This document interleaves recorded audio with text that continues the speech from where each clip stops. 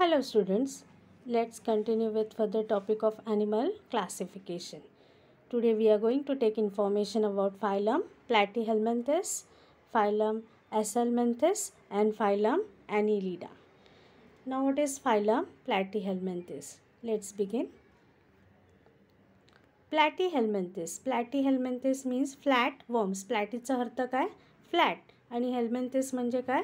Worms. So flat worms म्हणजेच चपटे कृमी याला आपण म्हणूया प्लॅटीहेल्मिंथेस. आता याचे आपण वैशिष्ट्ये किंवा कॅरेक्टरिस्टिक्स जाणून घेऊया. Body of this animal is slender and flat like a leaf or a strip has they are called as N flat worms. Slender म्हणजे काय? सडपातळ. म्हणजे या गटात येणारे जे प्राणी असतील ते कसे असतील? सडपातळ म्हणजे स्लेंडर असू शकतील किंवा पानासारखा सुद्धा आकार त्यांचा असू शकतो आणि म्हणूनच याला आपण म्हणूया flatworms. Most of this animals are endoparasites. Endoparasites in the sense means living inside the organisms. अंतरपरजीवी. Few are free living and aquatic. ह्यात येणारे काही जे आहेत ते फ्री लिव्हिंग आहेत आणि काही पाण्यामध्ये आढळणारे देखील आहेत. Body is acoelomate and bilaterally symmetrical. आता ह्या गटात येणारे जे असतील ऑर्गॅनिझम्स असतील ते कसे असतील? असिलोमेट. असिलोमेट म्हणजे काय? Acoelomate means if body cavity is absent in animals then it is called as an acoelomate. सर्वप्रथम आपण जाणून घेऊया बॉडी कॅव्हिटी म्हणजे काय. बॉडी कॅव्हिटीलाच आपण सिलोम असं म्हणतो किंवा देहगुहा किंवा पोकळी असा शब्द आहे. It is a cavity present between body wall and internal organs. म्हणजेच त्वचेच्या खाली जे इंटरनल ऑर्गन्स असतील त्याच्यामध्ये एक प्रकारची पोकळी निर्माण झालेली असते. शरीराच्या बाहेरचं आवरण आणि आतल्या अवयवामध्ये असणाऱ्या पोकळीला आपण काय म्हणायचं आहे? Body cavity. ज्या वेळेला ही बॉडी कॅव्हिटी नसते तेव्हा त्याला म्हणायचं आहे acoelomate. So most of the organisms which comes under platyhelminthes is asilomate and they are bilaterally symmetrical. Bilateral symmetrical means if you cut in imaginary axis you will get two equal halves. Now these are triploblastic also. Triploblastic and the body is made up of 3 germ layers. Triploblastic म्हणजे काय? त्वचा वरती आपल्याला 3 प्रकारचे थर दिसतात. Ectoderm, पहिला थर असेल एक्टोडर्म, दुसरा थर असेल मिसोडर्म आणि तिसरा थर असेल एंडोडर्म.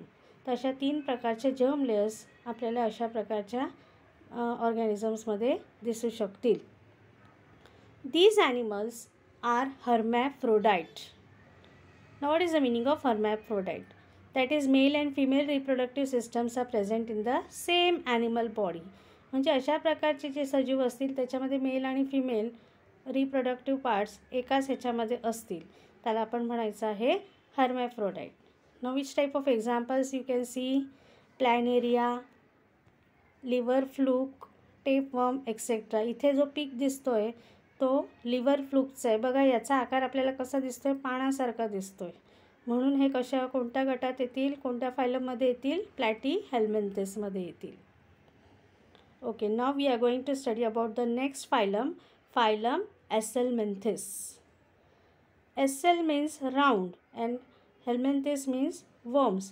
Round worms म्हणजेच गोल कृमी जी असेल ती या फायलममध्ये या संघामध्ये येऊ शकेल. Most of these animals is long thread like or cylindrical as they are called as an round worm. या पिकमध्ये तुम्हाला ॲस्करिस दिसतोय. तो कसा आहे? थ्रेड लाईक, दोऱ्यासारखा आकार दिसतोय, सिलेंड्रिकली दिसतोय. So this will come under phylum Aschelminthes. This animals are either free living or एंडोपॅरासाइट.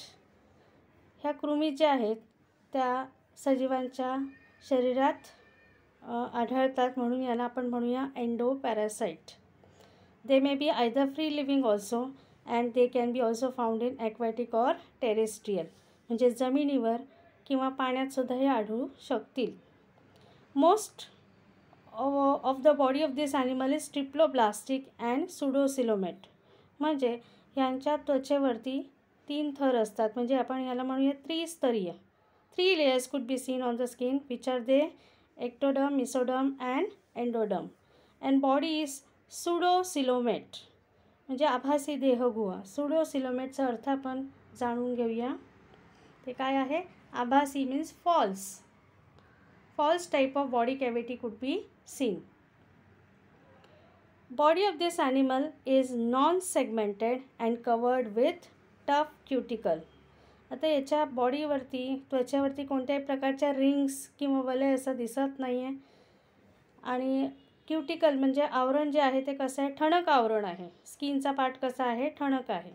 So here we can say that body of this animals is non segmented, no rings could be seen and they are covered with tough cuticle. These animals are unisexual, means either they may be found in male or either they may be found in female. म्हणजे एकाच ह्याच्यात दोन्ही आपल्याला दिसत नाहीत, वेगवेगळे आहेत. Mail ॲस्करीस आणि फिमेल ॲस्करीस असं आपल्याला दिसू शकतील. आता या पिकमध्ये आपण बघू शकतो की मेल ॲसेलमेंथिस किंवा मेल ॲस्करीस दाखवलेले आणि फिमेल ॲस्करीस दाखवलेले आहे. Examples in Acelmenthes which can come is ascaris, filarial worm and eyeworm. These are some of the examples which we can study in phylum Acelmenthes. Now we are also going to study about phylum Annelida. Annelida म्हणजेच वलयी प्राणी संघ. Most of this animal is long, cylindrical and metamerically segmented. उत्तम उदाहरण याच्यामध्ये आपण घेऊया earthworm. प्रत्येकाने गांडूळ तर बघितलंच असेल, नाही का? त्या गांडुळाचं जर तुम्ही शरीर बघितलं तर ते कसं असतं? Long, cylindrical and metamerically segmented. त्याच्यावरती जे सेगमेंट्स दिसतात ते मेटामेरिकली आहे, म्हणजे इक्वल डिस्टन्सवरती आपल्याला त्याच्यावरती रिंग्स अशा दिसतात. Most of this animals are free living but few are ectoparacites. Now here we can say that they are free living and few are ectoparasite. Ectoparasite म्हणजे प्राण्यांच्या वरच्या भागावरती राहणारे, जसं जळू आहे.